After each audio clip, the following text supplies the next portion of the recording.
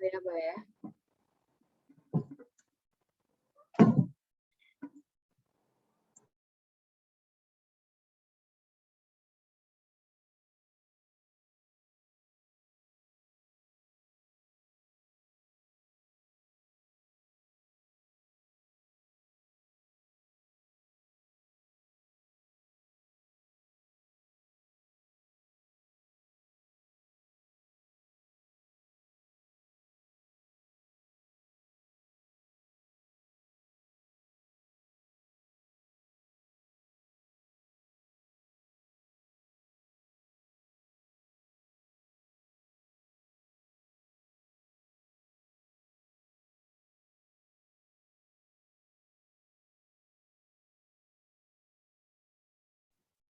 Masih mute ternyata.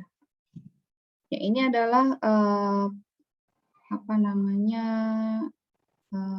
ini mestinya ini property ya, property of probability density function daripada continuous random variable x. Jadi kalau kita punya apa namanya x, di mana x ini adalah continuous random variable, maka fx ya pasti dia lebih besar sama dengan 0 gitu ya. Tapi kalau Anda nanya fx-nya untuk continuous random variable sendiri, itu biasanya dia limitnya dia hasilnya limit mendekati ke 0 ya. Tapi fx di sini yang nomor 1 ini dia akan lebih besar sama dengan 0, dibuktikan dengan apa? Dibuktikan dengan kalau kita integralkan dengan batas atas tertentu dan batas bawah tertentu, maka pasti dia besarannya akan lebih besar sama dengan 0 dan tidak akan lebih besar dari 1 gitu ya.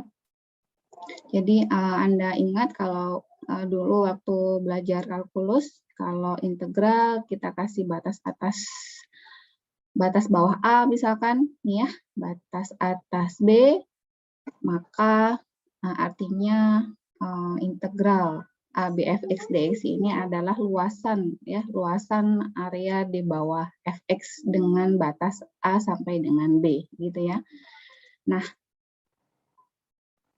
jadi untuk melihat apakah sebuah populasi itu berdistribusi tertentu gitu ya. Jadi distribusi daripada continuous random variable itu bebas selama dia memenuhi 3 kaidah ini. Gitu ya. Sebenarnya itu bebas memenuhi kaidah ini, sebagaimana itu juga bisa terjadi di discrete random variable gitu.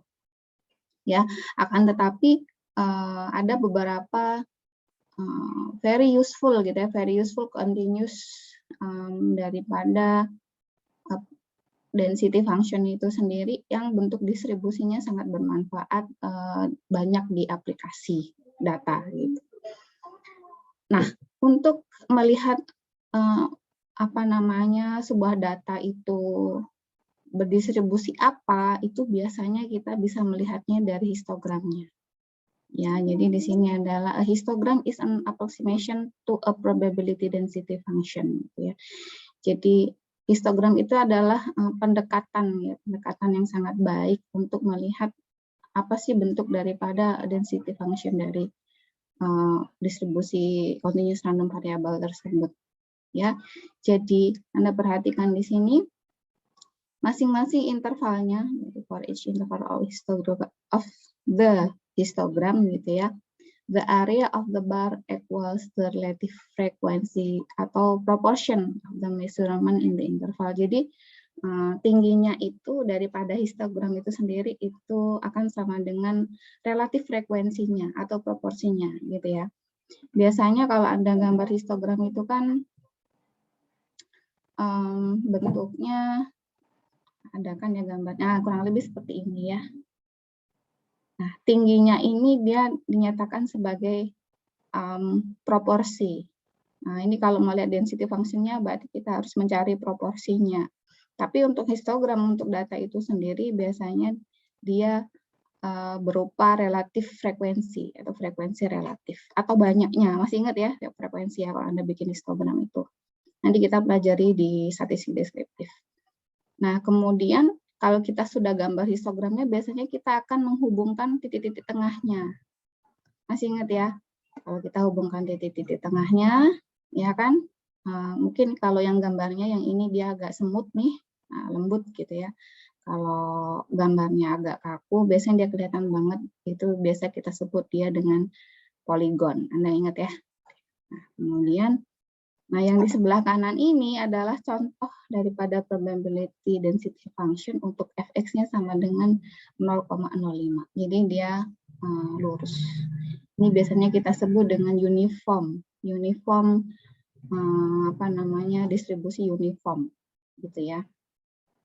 Anda perhatikan di sini fx 0,05 ini hanya berlaku dari x-nya apa? X-nya dari 0 sampai dengan 20. Ada yang tahu kenapa? Jadi untuk x lebih dari 20 dia tidak berlaku. Ada yang tahu kenapa?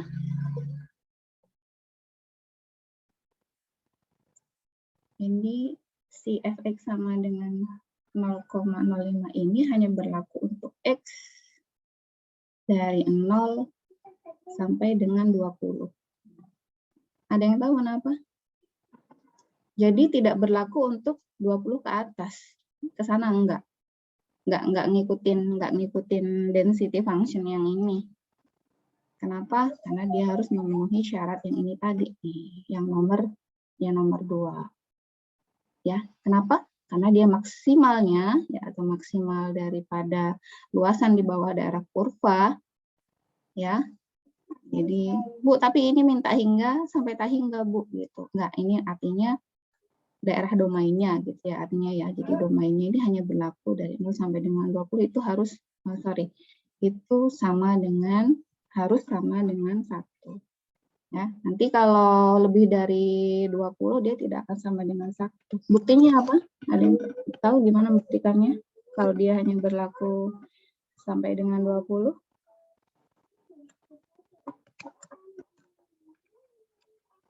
20 kali 0,05 sama dengan 1. 20 kali 0,05 sama dengan 1. Kenapa? Karena dia luasannya persegi gitu ya. Oke, good. Tapi untuk gimana kalau bentuk grafiknya bengkok-bengkok kayak gini? Gimana kita bisa membuktikan kalau dia sebuah probability density function?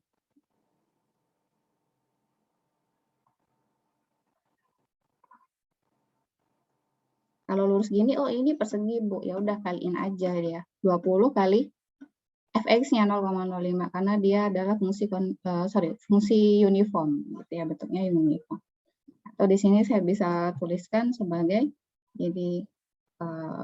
jadi luasan gitu ya, luasan under area atau di bawah kurva ini adalah dari 0 sampai dengan 20 0,05 dx.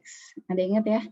Maka dia akan sama dengan 0,05 dengan 0,05x gitu integralnya, karena dia konstanta aja dengan batas bawah 0, batas atas 20. Maka hasilnya adalah 0,05 kali 20 dikurangi 0,05 kali 0 ya. Maka hasilnya adalah 1 min 0 sama dengan 1. Nah, kalau ini, Bu, kalau ini fx-nya yang sebelah kiri ini bentuknya apa gitu, ini plek itu ya, apa bahasa Jawanya, bengkok-bengkok gitu ya.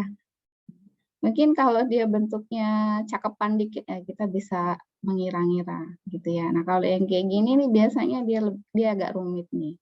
Mungkin sampai sini kita bisa define ya, kita bisa definisikan apa fungsinya, sampai sini apalagi gitu ya, sampai sini apalagi. Nah biasanya data-data yang bentuknya kayak gini kita menggunakan pendekatan.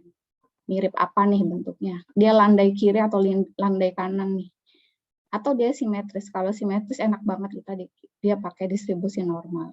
Tapi kalau bentuk datanya dia landai kiri atau landai kanan, itu beda lagi. Mungkin bisa ngikutin yang lain lagi, gitu ya.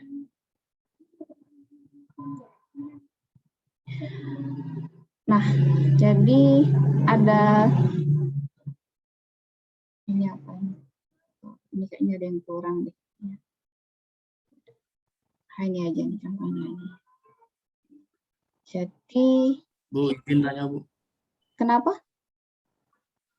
Berarti gambar yang tadi itu pakai pendekatan yang kayak bentuknya mirip apa kayak gitu, kayak misal yang sebelah kiri itu kan ada yang bentuknya mirip segitiga, berarti bisa pakai luas segitiga gitu atau gimana? Bisa jadi, bisa jadi. Jadi tapi yang paling kalau dia datanya Itu kan kalau datanya kontinu, saya bisa apa namanya pastikan ya 80% biasanya dia ngikutin distribusi normal. Gitu. Jadi kalau sebuah data jika dia tidak berdistribusi normal, itu bisa kita transformasi. Nanti kita belajar di metode statistiknya. Kita akan, jadi kalau datanya itu tidak mengikuti distribusi normal, nanti kita belajar distribusi normal. Jadi distribusi normal itu cakepnya, dalam tanda kutip, itu dia simetris kanan dan kiri bentuk kurvanya. Nah, jadi Bu, berarti datanya dipaksa ke bentuk normal ya? Iya, benar banget. Datanya kita paksa untuk jadi normal. Gitu. Nah, tapi ada juga kalau saya pernah baca jurnal itu data kecepatan angin. Ya, waktu itu saya mau belajar terkait dengan energi angin. Itu ternyata datanya dia mengikuti distribusi Weibull. Apalagi itu distribusi Weibull ya. Ya, banyak banget sebenarnya yang mau saya ceritain, tapi kalau nggak dari dasarnya susah juga. Nanti Anda bisa baca tuh terkait dengan kecepatan angin. Itu bentuk apa namanya kurvanya, nah, itu cakep banget. Itu dia bisa landai ke kiri atau landai ke kanan bergantung di parameternya, besaran parameter. Itu ya. Ada lagi yang mau bertanya? Jadi berarti bedanya continuous sama yang discrete kira-kira apa? Jadi kalau yang discrete kemarin bentuknya dia hanya titik-titik ya, hanya titik-titik gitu. Tapi kalau yang continuous kita bisa gambar dia sebagai sebuah kurva yang kontinu, gitu ya. Oke. Ini ada yang kurang ini teorema ini ada yang kurang nulisnya. Jadi coba kita kasih contoh yang ini deh. Jadi misalkan ya, continuous random variable X denote the current measured in thin copper wire in milliampere. Jadi misalkan ada variabel random X continue ya, menotasikan apa ini ukuran terbaru daripada thin copper wire in milliampere. Apa thin copper wire itu maksudnya? Ada yang tahu? Chopper itu apa chopper? Chopper Tembaga, Bu ya? Tembaga, yes. Chopper wire, chopper wire berarti apa? Kabel tembaga tipis mungkin, Pak. Tembaga yang tipis itu ya. Coba saya tanya Google. Chopper wire.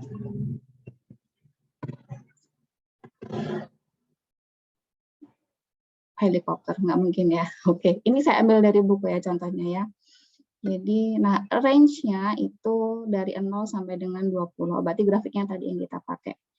Dan diasumsikan ya, that the probability density function of X is, jadi diasumsikan probability density function-nya adalah 0,05. Berarti dia masuk distribusi uniform. Untuk X-nya 0 sampai dengan 20. Pertanyaannya adalah, what is the probability that a current measurement is less than 10 milliamperes? Jadi, berapakah probabilitas bahwa pengukuran yang terbaru itu kurang dari 10 miliampere. Nah, kalau kurang dari 10 miliampere, nah ini pas banget nih, digambarin pakai fx yang ini, ya. Jadi kalau kurang dari 10 miliampere berarti jelas jawabannya adalah luasan antara 0 sampai dengan 10. Jadi P gitu ya, kita bisa menghitung. Jadi dia akan nanya, yang ditanya itu adalah probability X-nya itu dari 0, kan less than ya, less than dari 10 miliampere. Bu, pakai sama dengan apa enggak? Boleh pakai, boleh enggak. Gitu ya. Jadi Anda boleh pakai ini, boleh enggak. Kenapa? Karena kalau dia distribusinya itu kontinu, Ya, Anda pakai atau enggak itu sama. Ya, itu akan sama dengan apa? Sama dengan integral 0 sampai dengan 10 fx dx gitu ya. Fx-nya apa? Fx-nya adalah 0,005 dx. Berarti 0,05x 0,05x batas bawah 0 batas atas 10 sama dengan 0,05 kali 10 min 0,05 kali 0 ya. Berarti berapa ini?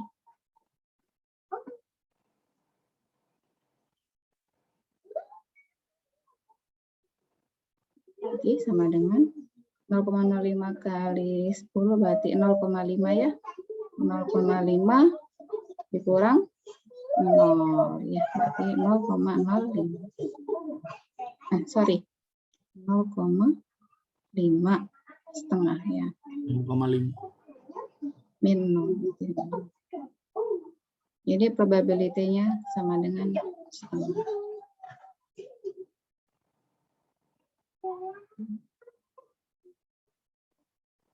Ya. Nah, contoh yang lain. Misalkan ada random variable X, denote the diameter of a hole drill in a sheet metal component. Jadi X ini menotasikan diameter daripada hole drill. Apa itu hole drill? In a sheet metal component, dalam komponen besi. Lubang apa ya? Hole drill berarti lubang apa?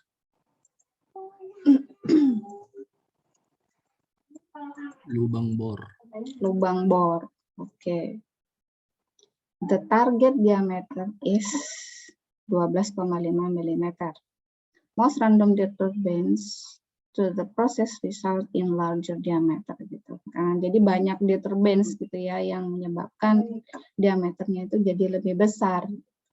Historical data show that the distribution of X can be modeled by a probability density function. Jadi historical datanya menunjukkan bahwa distribusi of X-nya bisa dimodelkan dengan probability density function-nya adalah 20 E pangkat min 20 pangkat X min 12,5. Anda perhatikan ini, bahwa ini berlaku untuk domain X kurang dari sama dengan 12,5.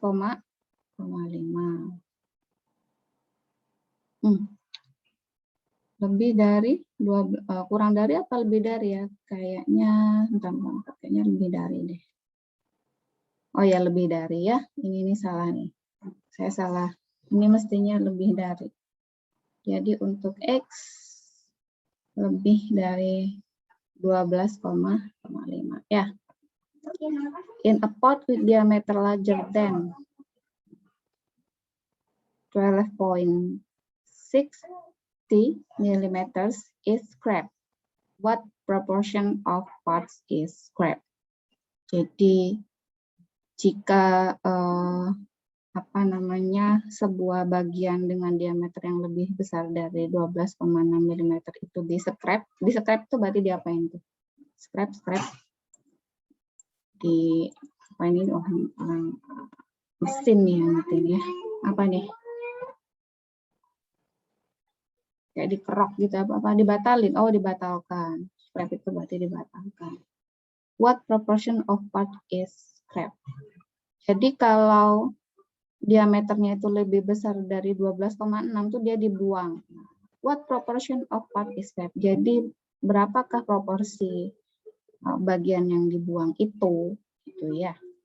Ini akan sama dengan mencari probabilitas daripada density function ini untuk X lebih dari 12,6. Jadi kalau digambarin nih kayak gini. Nah, jadi pertanyaannya gimana? Untuk menemukan yang dia tanyakan itu adalah probability gitu ya. Di mana X-nya ini lebih dari sama dengan 12,5. Ini dia akan sama dengan apa? Sama dengan integral apa? Integral. Ini lama kelamaan nuncep.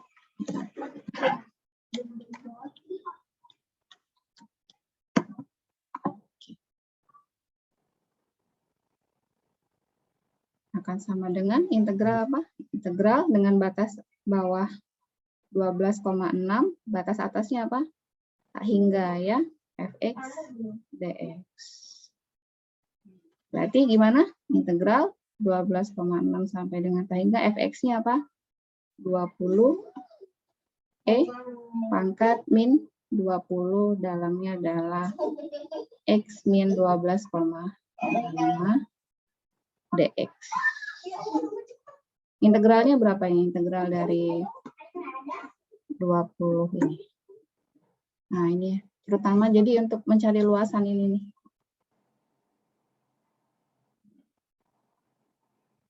Oke, berapa ini integral dari, ini kan sama aja 20 berapa ini?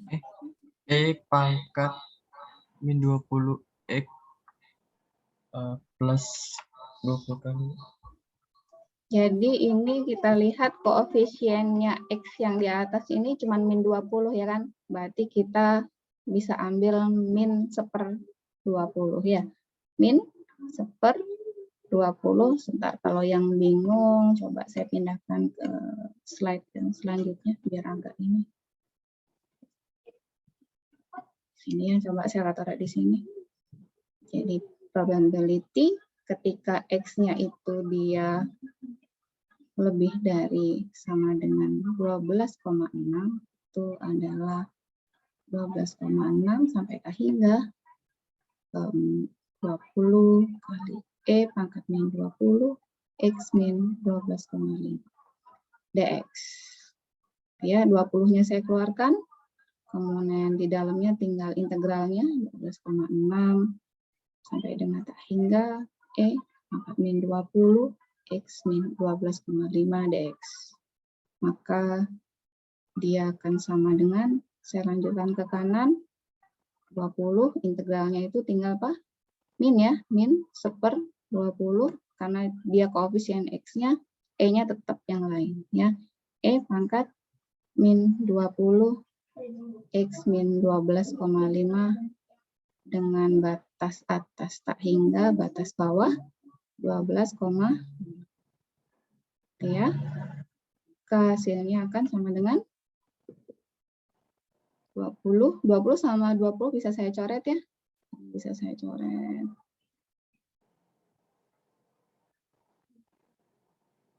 Oke, kemudian ada min, masih ada min min atau kita masukkan saja langsung gimana? Berarti berapa tuh? Tak hingganya dulu ya. Berarti limit. Ada yang tahu ini berarti bentuk integral apa? Kalau ada tak hingganya ini, ada yang tahu? Saya tanya dulu deh. Ada yang tahu? Ada yang ingat mungkin yang dulu saya ajarin? Kalau ada ini bentuk tak hingga ini atau min tak hingga, dia bentuknya integral apa? Integral tak tentu. Bisa buka lagi ya catatannya ya, integral tak tentu. Jadi kalau Anda menemukan sebuah integral yang gitu ya, yang batas atas dan batas bawahnya itu menyebabkan penggunaan limit di sana. Jadi limitnya ada tapi fungsinya nggak ada. Kalau fungsinya langsung dia nggak ada. Contohnya yang ini. Kalau pangkat langsung Anda gunakan min tak hingga itu nggak ada, tapi kita harus gunakan limit di sana, gitu ya. Ini namanya integral tak tentu. Saya lanjutkan, berarti limit x mendekati tak hingga, gitu, min pangkat min 20x dikurangi dengan 12,6-nya saya masukkan, berarti berapa ini? Min pangkat min 20, 12,6 saya kurangi dengan 12,5, gitu ya. Berarti berapa ini? Suku yang pertama jadinya berapa? Ini. Suku pertama berapa?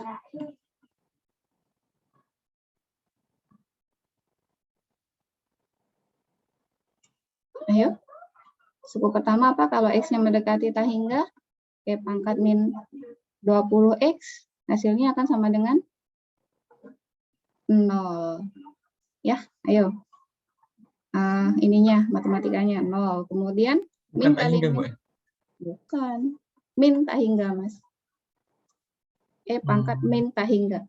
Limit X mendekati tak hingga kali E pangkat min 20X. Jadi kita ganti X-nya ini dengan ini, tak hingga. Kecuali ini positif.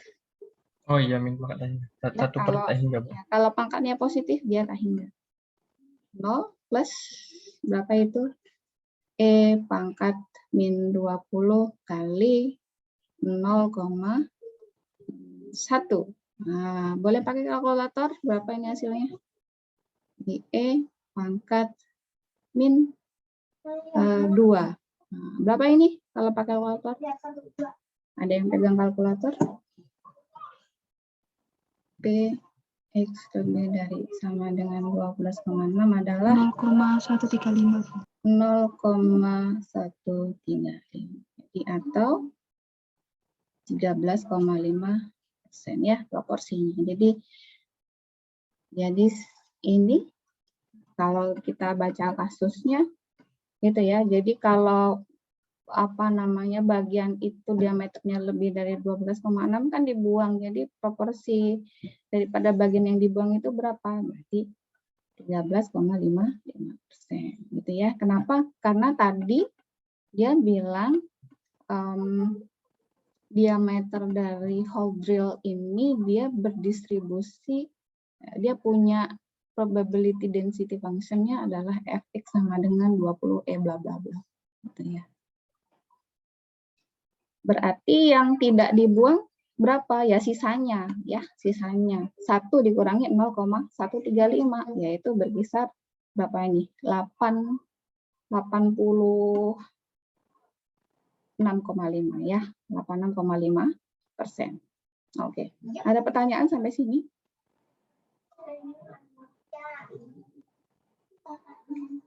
Tidak ada? Oke, ini nanti beberapa lah, boleh ya Anda saya jadikan tugas, nanti saya ambil 1 atau 2 soal dari sini untuk latihan. Kemudian, nah, jadi ada yang namanya kumulatif distribusi function, sebagaimana kita terapkan dulu di discrete density function. Ya, apa itu? Yaitu biasanya kita lambangkan dia dengan F besar. F besar X itu definisinya adalah probability X kurang dari sama dengan X kecil. Gitu ya. Itu dia akan sama dengan gitu ya, batas bawahnya. Ya, batas bawahnya boleh tidak minta hingga, tapi ini pada umumnya dia pakai minta hingga ya. Batas bawahnya itu contohnya kalau yang tadi berarti batas bawahnya adalah 12,5 gitu ya. Sampai dengan batas atasnya adalah X kecil. Fx kecil, ini harusnya Fx dx gitu ya. Fx dx harusnya Fx dx. Nah, contohnya ini yang tadi ya. For the copper current measurement in example before, the cumulative distribution function of the random variable X consists of 3 expression. Oke. Jadi gambar yang tadi Fx tadi itu gambar yang ini nih, yang contoh tadi, yang ini nih. Ini bisa kita tuliskan ekspresinya dalam bentuk 3 gitu ya. Jadi kalau bentuknya kurang dari 0 ke kiri, berarti Fx-nya akan sama dengan 0. Kemudian ketika X-nya 0 sampai dengan 20, dia akan sama dengan 0,05. Kalau lebih dari 20, dia akan lagi sama dengan 0. Itu. Kemudian, ya, maka dari itu F besar 0 gitu ya, akan sama dengan 0 ketika X-nya kurang dari 0. Jadi F besar 0 itu artinya apa? F besar 0 itu, kita lihat, nah ini dia F besar 0. F besar 0 berarti ketika ya F0 itu sama dengan probability X-nya kurang dari sama dengan 0. Kurang dari sama dengan 0 berarti batas bawahnya apa? Batas bawahnya minta hingga batas atasnya 0. Ya, Fx dx. Nah, Fx-nya apa? Fx-nya kan 0. Ya, Fx-nya itu kalau dia kurang dari 0 tuh dia 0. Nah, ini.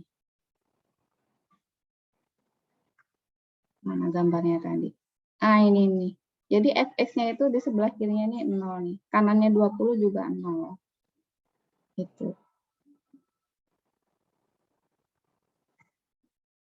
Oke ya. Dan kemudian F besar X-nya ketika X-nya itu berada di antara 0 sampai dengan X, ketika X-nya itu 0 sampai dengan 20, itu kita bisa definisikan sebagai integral 0 sampai dengan X.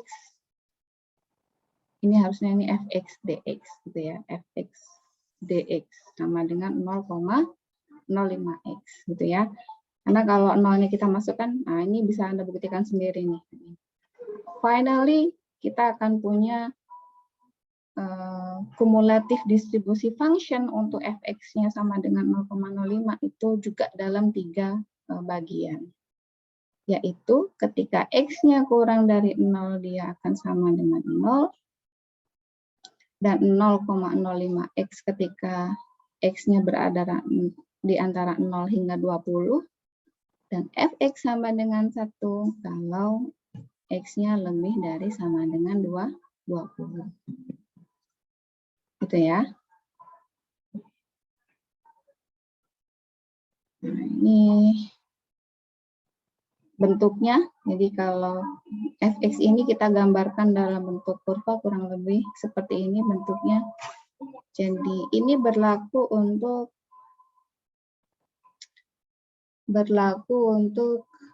kumulatif distribusi function yang lain. Jadi pasti dia maksimum ada di 1. Yang di sini boleh dia bengkok-bengkok gitu. Tapi ketika dia mendekati hingga ke kanan, dia pasti landai di angka 1. Gitu ya. Kenapa? Ya karena definisi probability itu sendiri, gitu ya. Kemudian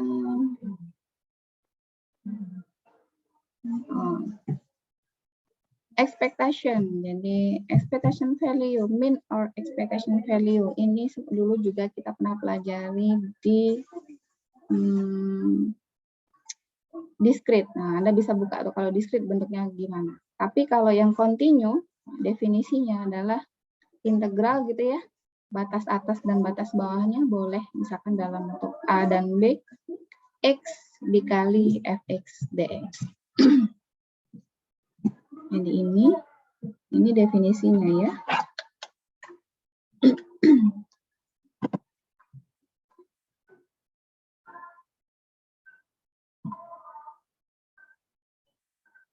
Nah, ini min ya. Gitu ya.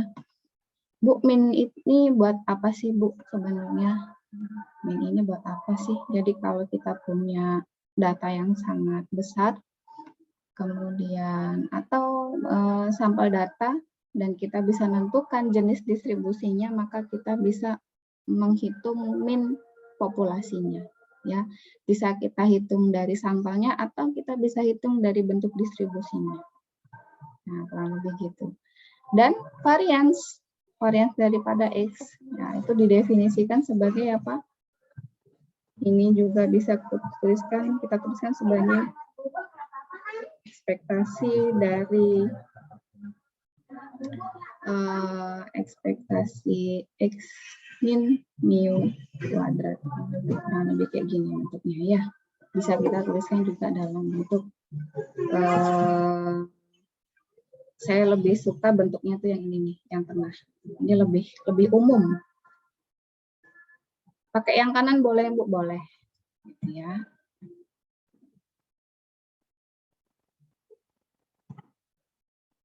Jadi contohnya, kalau yang tadi kita punya fx sama dengan 0,05, fx yang tadi kita 0,5, maka expectation of x-nya adalah batas bawah 0 ya, batas atas 20, x fx dx. Gimana? Kita akan punya ekspektasi x sama dengan 0 sampai dengan 20, x kali fx dx. Fx-nya berapa? 0,05 ya, dx. Berarti sama dengan berapa ini? 0,05 dibagi 2 x kuadrat gitu ya. Batas bawah 0, batas atas 20. Itu berapa nih? Berarti 0,025 batas bawah 0, batas atas x kuadrat, 20.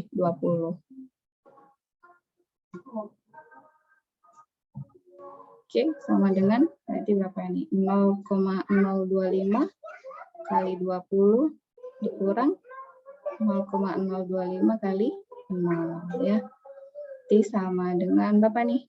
Dikali 2, 0, berapa ini? 0,5 ya? Dikurang 0 ya. Expectation of x-nya adalah sama dengan 0,0. Kemudian variansinya sesuai dengan definisi. Fx-nya kita ganti dengan apa? 0,05. Gimana nih? Integral sampai dengan 20 x min 10 kuadrat. Fx-nya berapa tadi? 0,05 dx. Ini bukan s ya, ini x. Salah. Sama dengan apa ini?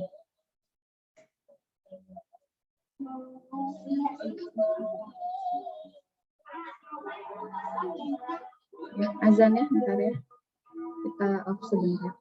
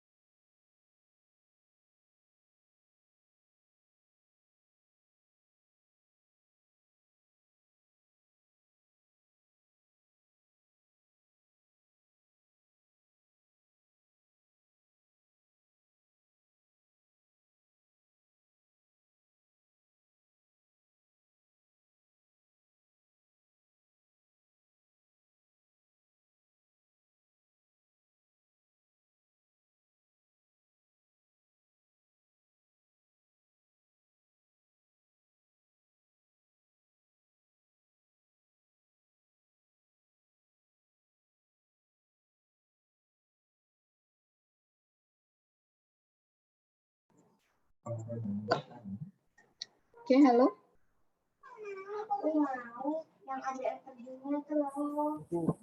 Oke, di Cepu belum ya, belum asar ya.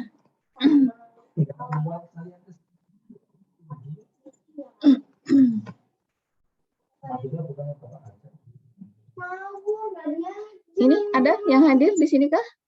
Atau saya sendirian? Ya, Bu. Oke, siap. Ya, Bu.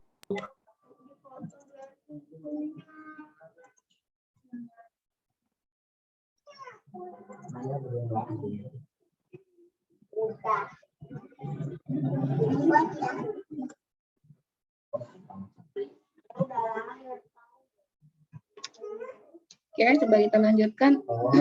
Oke, integral. Ya, integral dari 0 sampai dengan 20, X min 10 dikuadratkan. Berarti sepertiga itu ya, sepertiga.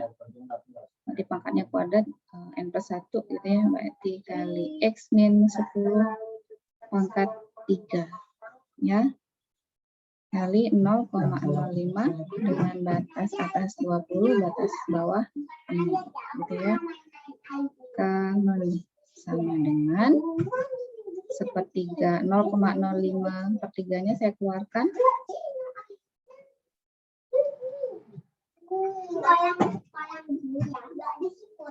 Dalamnya tinggal berapa ini? Kalau 20, kalau 0 jadinya negatif. Ini bisa Anda buktikan. X min 10 dengan batas bawah 0, batas atas. Ini ya, sama ya dengan ini ya. Hasilnya adalah 33,33. Bisa dihitung sendiri. Ya. Sampai sini ada pertanyaan untuk min dan varians? Coba kalau yang tadi mana namanya? Izin, Bu. Berarti untuk yang integral pangkat itu nggak perlu kita pecah dulu, Bu ya? Langsung bisa kita integralin, Bu ya? Bisa, dipecah juga bisa. Bisa langsung, mau dipecah juga pasti sama. Oh, siap. Maksudnya dikuadratkan dulu gitu ya, Mas ya? Ya, jadi X kuadrat min 20X gitu, Bu. Boleh. Pasti hasilnya sama. Siap. Kenapa bisa langsung? Kenapa tadi mudah banget langsung ditambahkan? Karena koefisien X-nya dia juga sama dengan 1. Gitu ya. Anda bisa Iya, buktikan. Nah, coba nih. Kalau saya punya yang contoh nomor ini, bisa saya jadikan tugas ya ini ya. Fx-nya sama dengan 20E pangkat min 20 X min 12,5. Nah, coba Anda hitung min dan variansnya. Ini pertama Anda cari min-nya atau expectation of X-nya. Yang kedua Anda cari var X-nya. Fx-nya yang ini ya. Jadi ini X-nya lebih dari 12,5. Anda cari min-nya berapa, variansnya berapa. Ini buat tugas ya. Oke, sampai sini ada yang mau bertanya lagi? Kayaknya belum pernah saya kasih, sekali ya barusan kasih tugas ya. Tidak ada pertanyaan sampai sini? Kalau tidak ada, saya mau to the point ke normal distribution.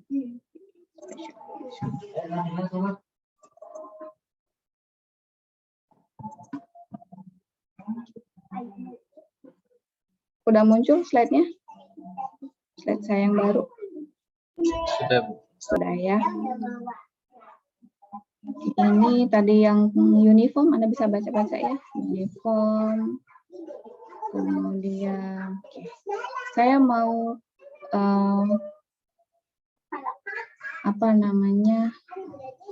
to the point ke sini nih.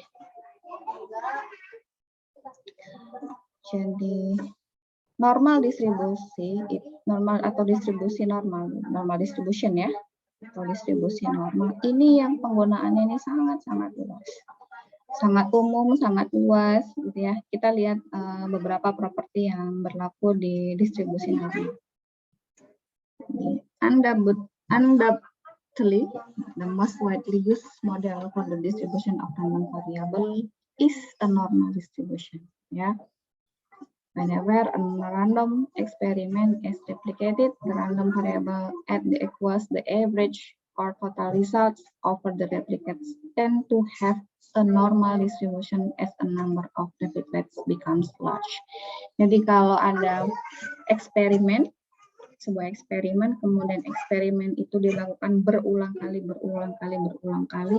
kemudian setiap eksperimen kita ambil average-nya, di sini ya, kita ambil average-nya, atau kita ambil totalnya, ya, kemudian katakanlah percobaannya sampai 1000 kali, ya, kemudian kita gambar grafiknya, pasti grafiknya itu dia nanti akan mirip dengan distribusi normal ini. Sebenarnya gimana sih bentuknya? Jadi bentuk fungsinya itu kurang lebih kayak gini nih. Jadi fx-nya itu didefinisikan sebagai seper akar 2V sigma, ini sigmanya di luar ya, di luar dari akar. Kalau sigmanya masuk berarti dikuadratkan. E pangkat setengah, min setengah gitu ya. E pangkat min setengah ini bisa Anda katakan pangkat min setengah. X min mu dibagi sigma dikuadratkan. Sebenarnya saya lebih senang menuliskannya itu lebih bentuknya gini, sama nanti ya. X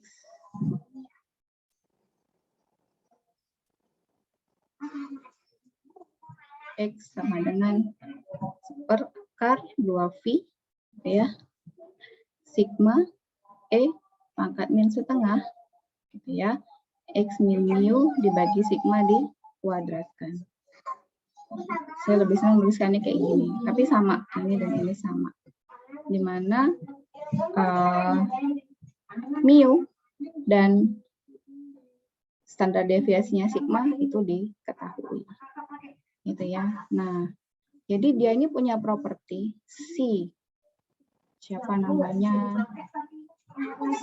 distribusi normal ini punya propertinya apa? Yaitu minnya akan sama dengan mu. Ini nggak ada kuadratnya ya. Minnya ini akan sama dengan mu dan variansnya akan sama dengan sigma kuadrat. Ini Anda bisa buktikan nih pakai definisi ekspektasi dan definisi varians. Anda integralkan menggunakan batas bawahnya min tak hingga. Jadi ini X-nya dari min tak hingga sampai dengan tak hingga. Anda bisa pakai integral ini ya. Berarti integralnya pakai integral apa tadi namanya? Improper integral atau integral tak tentu ya. Integral apa tadi saya kenalkan? Tak tentu. Improper, bahasa Inggrisnya improper integral atau integral, lupa saya bahasa Indonesia-nya. Ada yang kelas saya siapa yang kelas saya? Rizky. Lupa saya. Tak tentu ya? Mas ini juga tak tentu sih. Saya coba saya review. Iya Bu, di Google tak wajar. Tak wajar, ya, bukan integral tak tentu, integral tak wajar, oh, atau improper integral ya. Anda gunakan kaidah itu, pakai limit. Kalau masukin langsung biasanya dia nggak mau ya. Secara matematik etikanya nggak dapat ya. Anda bisa buktikan nih, ekspektasi X-nya akan sama dengan mu dan variansnya akan sama dengan sigma kuadrat. Ini contohnya nih. Jadi kalau kita punya ini apa nih? Assume that the current measurement in a strip of wire. Apa nih? Strip of wire-nya apa nih? Coba cari di Google. Strip of wire.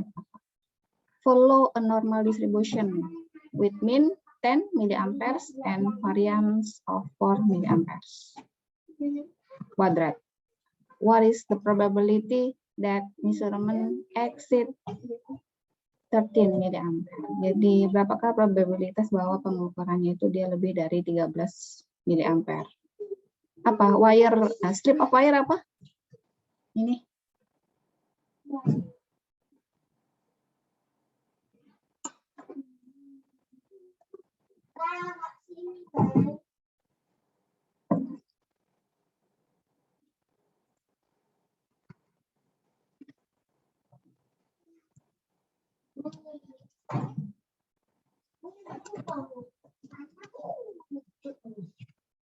Strip kawat, apa maksudnya strip kawat? Oke ya. Mungkin salah satu kabel dari suatu itu Bu, sering diukur. Enggak ada sih. Yang nggak apa-apa. Kalau saya jujur saya nggak ngerti istilah itu. Orang teknik yang ngerti ya. Ya. Nah jadi pertanyaannya, berapakah probabilitas kalau pengukurannya itu lebih dari 13 miliampere? Nah berarti kalau kalau menggunakan definisinya berarti gimana? Jadi yang dia minta adalah ketika X-nya lebih dari 13 miliampere. Berarti gimana? Sedangkan dia menggunakan normal distribution. Berarti bentuk fx-nya apa ini? Min-nya 10, variansnya 4. Gimana? Berarti fx-nya bentuknya apa? 1/akar 2V, varians 4 berarti standar deviasinya berapa? 2 ya. Min setengah, X min mu, mu-nya 10 bagi 2 dikuadratkan. Nah, ini bentuk fx-nya. Sekarang pertanyaannya, kalau probability X lebih dari 13 miliampere berapa? Berarti kita hitung dia, gitu kan ya. Ini batas bawahnya 13, batas atasnya berapa? Tak hingga fx dx. Nah, masukin aja ke sini. Ya, masukin aja. dx. Ini deh diintegralin. Kira-kira gimana? Jadi x-nya dikuadratin ya. Jadi Bu, pusing Bu. Kalau pusing serahkan aja ke komputer. Sekarang komputer canggih. Ya, nah, tapi kalau kita masih manual, kita bisa menggunakan bantuan namanya tabel normal. Gitu ya. Jadi tabel normal itu nanti saya kasih ada tabel normal. Sekarang saya mau mengenalkan yang lebih spesial lagi, yaitu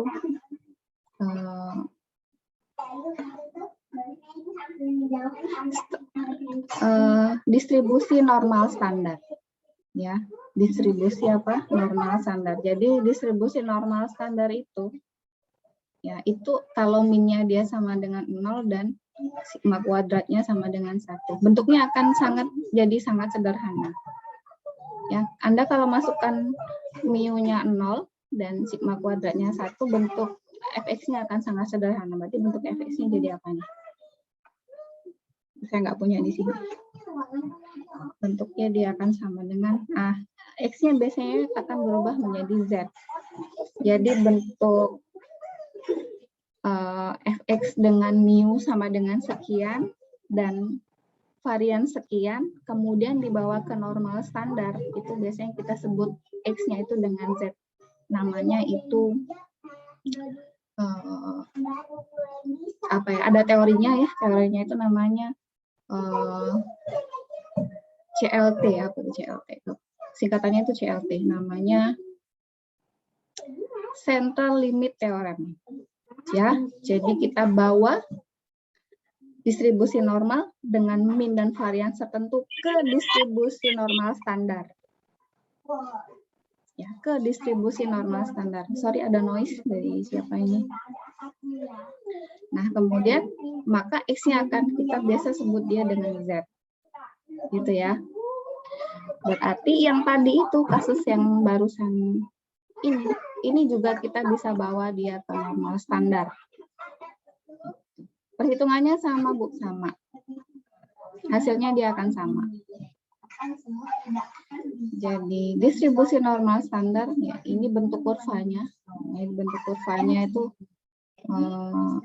ciri khasnya adalah simetri kanan dan kiri, gitu ya. Dan minnya itu berarti nilai tengahnya ini di sini. dia akan berada di X sama dengan 0. Ya, dan variansinya akan sama dengan 1. Ya. Ini, nah sekarang coba saya kenalkan ini. Kalau yang tadi, yang ini, Anda mau menghitung manual silahkan ya. Kalau saya nggak mau. Mungkin Mas Akbar mau hitung ini. Hasil integralnya ini boleh nih. Oke, saya akan kenalkan Anda ke distribusi normal standar. Sebentar ya. Oke, saya butuh tabel.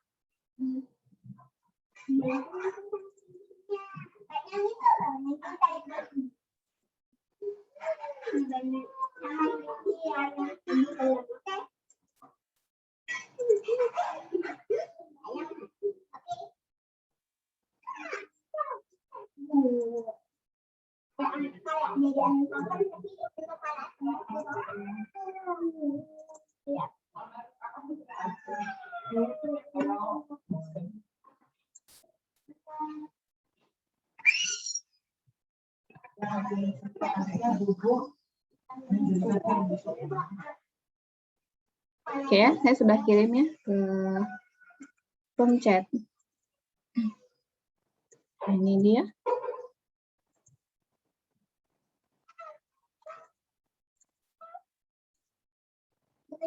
Ini bentuk kurvanya. Yang merah ini berarti dia fx-nya. Bentuknya jadi apa kalau min-nya 0 dan variansinya 1? Ini bentuk normal standar. Jadi bisa kita tuliskan sebagai fz gitu ya. Si fz ini normal standar. Fz sama dengan 1/akar 2V. Sigmanya 1, tidak perlu saya tuliskan, berarti satunya E pangkat min setengah kali X min mu dibagi sigma. Berarti X min mu, mu-nya 0, berarti tinggal X ya. Kemudian X dibagi 1, tinggal X itu sendiri, ya kan? Kemudian di kuadratkan, berarti bisa langsung saya tulis di sini sebagai Z kuadrat min setengah Z kuadrat. Nah, ini bentuknya ini, di mana Z-nya ini dari min tak hingga sampai dengan tak hingga. Nah, ini bentuknya nih, bentuk equation-nya atau fx-nya ya. Nah, ini nih yang warna merah ini ya, ini bentuk. Nah, tabel ini apa Bu? Maksudnya tabel ini adalah mencerminkan luasan di bawah daerah kurva yang dibatasi oleh 0 sampai dengan Z. Ya, di mana Z ini tercantum di kolom pertama dan baris pertama daripada tabel ini. Ya, contoh boleh ya. Yang tadi ke kanan ini apa Bu? X-nya Bu ya? Nah, ini. Yang dari 0 ke 0,09 ke kanan. Ini X-nya Bu ya? Z-nya. Jadi gini. Ini jadi cara membacanya gini, Mas. Oke. Iya, Bu. Cara membacanya ini 2 digit pertama. Yang di kolom pertama ini ya. Kolom pertama ini ada di sini. Kemudian digit yang ketiga kita baca di baris yang pertama. Contohnya. Oke, saya nanya dulu nih. Kalau di bawah kurva yang warna merah ini saya arsir semua sampai dengan habis, sampai dengan ujung, berapa luasnya?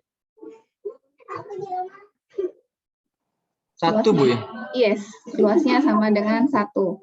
Karena dia simetris, karena dia distribusi normal, kalau saya potong di X, di Z sama dengan 0, berarti kanan dan kirinya berapa? Luasnya. 0,5 Bu ya. Iya, 0,5 atau setengah-setengah. Sebelah kiri 0,5, sebelah kanan 0,5, gitu ya. Nah, sekarang pertanyaannya adalah kalau kita batasi sampai dengan Z gimana gitu ya. Di mana Z ini tertulis di kolom pertama dan baris pertama. Contohnya misalkan berapakah jadi ini itu dia mencerminkan tabel ini ya, mencerminkan probability 0 Z sampai dengan apa ya bisa saya tulis ya, mungkin ini X aja ya, X sini Z, nah, boleh lah. Jadi contohnya berapakah probabilitas, coba saya lihat slide kita sebelumnya.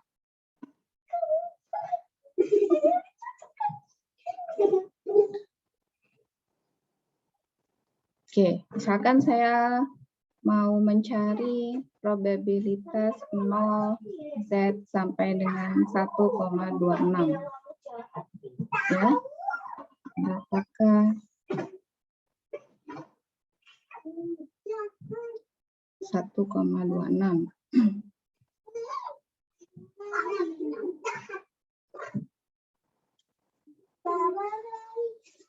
Berarti Z-nya yang di sini akan sama dengan 1,26. 1,2 kita cari di kolom pertama, kemudian 6-nya atau 0,06-nya kita cari di baris pertama. Jadi 1,2 ada di sini, kemudian 0,06-nya ada di sini. Ya, ketemunya di mana? Ketemunya di set sini.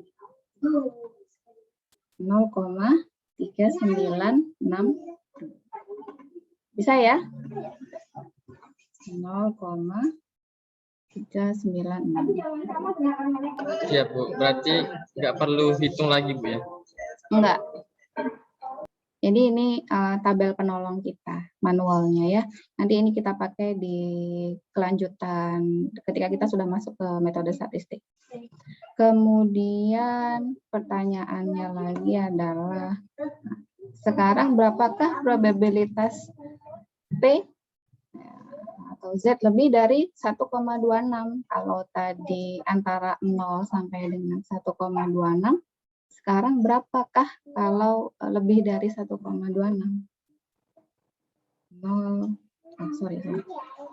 Z lebih dari 1,26. Berarti berapa? Berarti 0,5 dikurangi itu Bu ya? Yes, berarti 0,5 dikurangi 0,396. Berapa ini?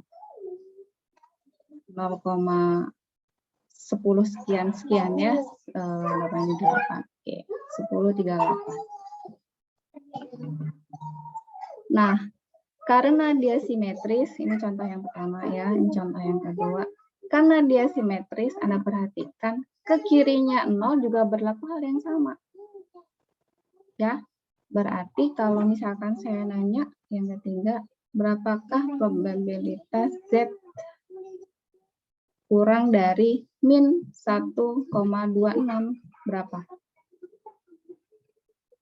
Sama dengan probabilitas Z lebih dari 1,26, yaitu berapa?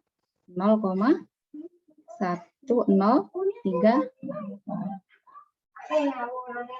Ya, atau berapakah kalau saya tanya probabilitas Z-nya ada di antara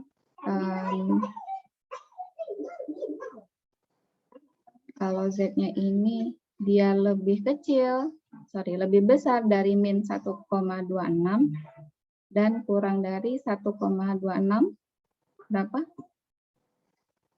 Jadi kalau digambar nih di sini nih ditambah. Karena dia simetris kanan dan kiri, berarti bisa kita tambahkan 0,1038 ditambah dengan 0,1038, berapa ini? 0,2076 ya. Jadi Anda perhatikan kalau ke kiri berarti dia negatif, tapi karena dia simetris maka luasannya akan sama. Gitu ya. Contohnya lagi. Kalau Z-nya lebih kecil dari 0,86. Kalau digambar gimana yang nomor 2? Nomor 2 kita gambar. Berarti dia ada di kirinya 0 ya. Di sini 0. Di sini min 0,86. Lebih kecil. Berarti ini yang diarsir. Yang dicari luasannya yang ini.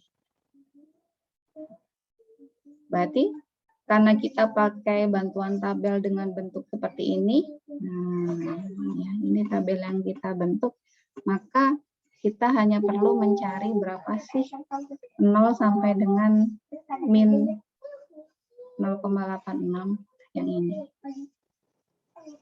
Yang ini berapa kan gitu. Setelah itu setengah kita bisa kurangkan dengan daerah yang oranye ini tadi. Ya, berarti kalau nuliskannya gimana nih? Nuliskannya adalah jadi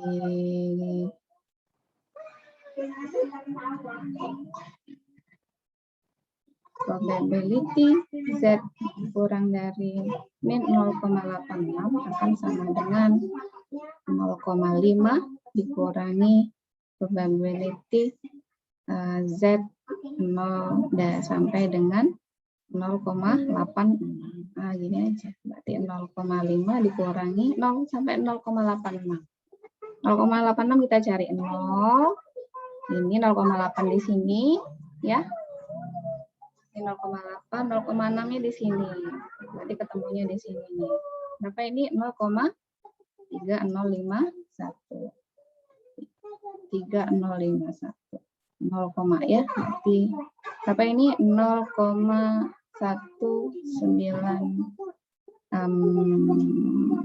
berapa nih? 49. Yes. Ya. So ya. So isi ya. Kurang lebih gitu. Nah, yang nomor 3 sama nomor 4 boleh Anda kerjakan ya. 4 PR. Nanti PR-nya ada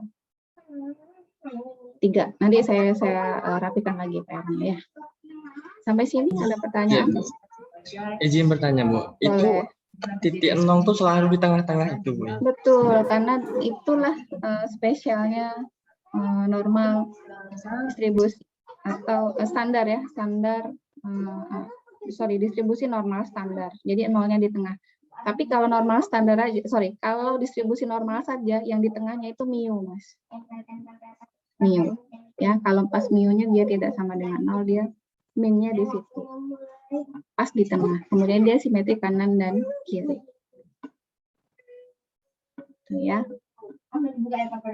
Ada lagi pertanyaan? Kalau mu rumusnya sama, Bu, ya, kayak ini. Sama persis kan, Bu, rumusnya? Nah, kalau mu-nya dia tidak sama dengan 0, bisa dibawa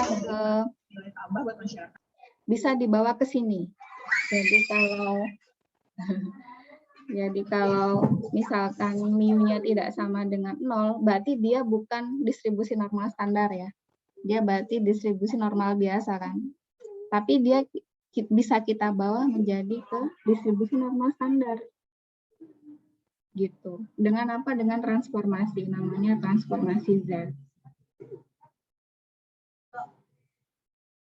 Bukan, kalau Anda belajar transformasi Z di matematika bukan itu yang dimaksud ya, ini transformasi Z di saksi. Jadi kalau Anda punya sebarang X, Anda bisa kurangkan dia dengan mu dan dibagi dengan standar deviasinya. Ini namanya transformasi Z. Anda bisa bawa ke sini. Jadi contohnya kalau tadi diminta soal nomor berapa ya tadi? Nah, ini nih. Anda perhatikan ya. Ketika berapakah kalau probabilitasnya kalau measurementnya dia lebih dari 13 mA. Berarti kalau menggunakan transformasi Z, X min mu dibagi sigma, berarti berapa tuh? 13 min 10 dibagi sigmanya berapa? 2. Berarti berapa ini? 3 dibagi 2, 1,5 Z. Berarti untuk menghitung ini, kita sama aja mencari Z lebih dari 1,5. Nah, ini Anda cari di tabel nih berapa nih? 1,5 berarti 1,5, 0 ya. Nah, ini dia. 0,4332. Sini. Set. 0,433.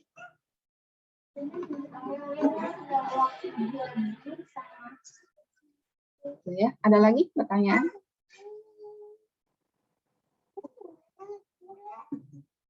Tidak ada.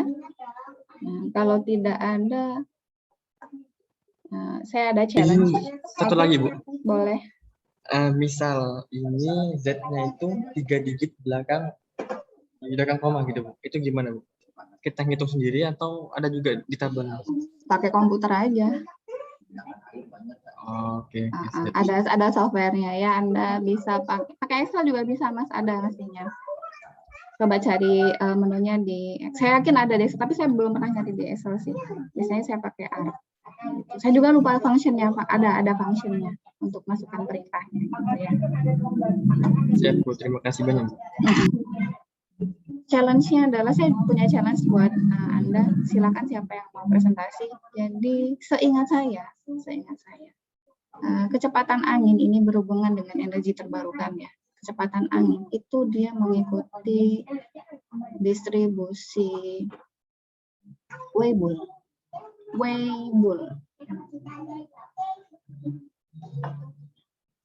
Saya mau challenge Anda, siapa nih mau presentasi terkait dengan ini?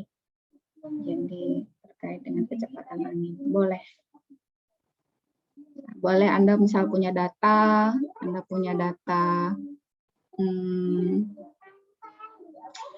dari internet misalkan,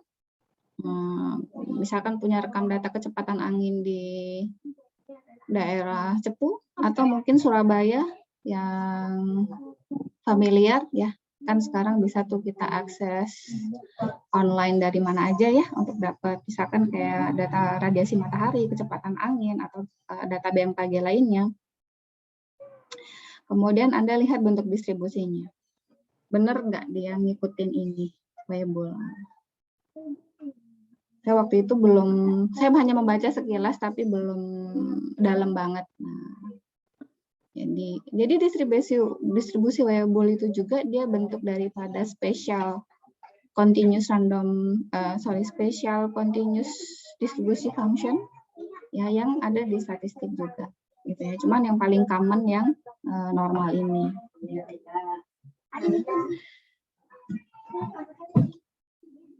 Challenge, silakan siapa aja boleh kalau yang mau presentasi. Ada yang mau mempelajari ini dan mempresentasikannya di kelas ya. Ada lagi pertanyaan?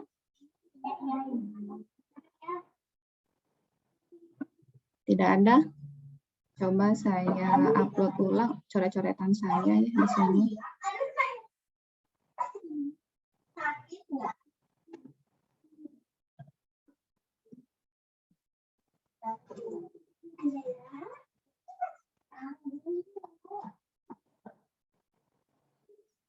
Silakan kalau mau download ulang atau kalau Anda sudah menuliskannya, alhamdulillah ya. Mungkin kalau Anda butuh coret-coretan dari saya.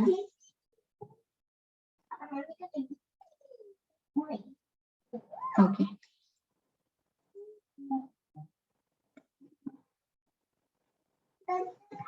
Oke, nanti PR-nya coba saya rapikan.